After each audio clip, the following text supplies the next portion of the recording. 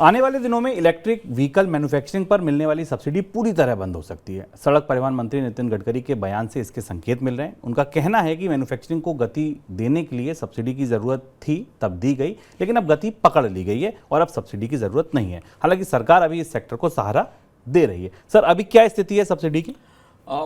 देखिए, वैसा ही हुआ जिस बात की संभावना थी। भारत में भी अंततः भारत के मंत्री ने इलेक्ट्रिक व्हीकल्स पर सब्सिडी खत्म करने और बंद करने की बात शुरू कर दी।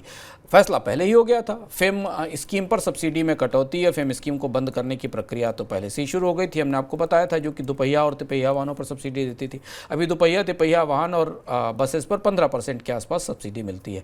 कारों पर टैक्स में कुछ रियायत मिलती है, कुछ छूट मिलती है इलेक्ट्रिक व्हीकल्स पर लेकर।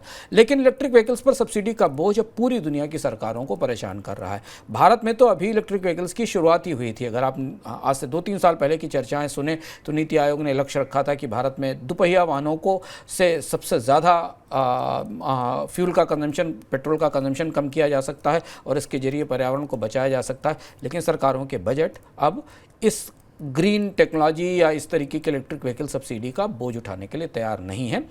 नितिन गडकरी का जो मंत्री हैं, उनका ये कहना था कि भारत में अब ईवी के उत्पादन की मांग को एक स्केल मिल गया है और उस स्केल आ जाने के कारण भारत में मैन्युफैक्चरिंग इतनी बड़ी हो गई कि सब्सिडी की ज़रूरत नहीं है।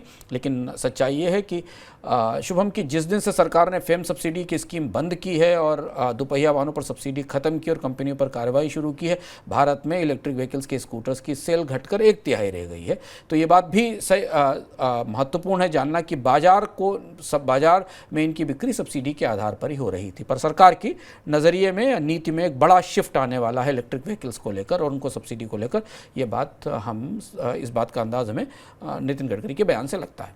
और आप ईवी की मौजूदा स्थिति जानना चाहेंगे, पूरी दुनिया में कैसे ईवी को लेकर सब्सिडी कम हो रही है, क्यों शुरू हुई थी, किसका फ़ायदा है इसमें?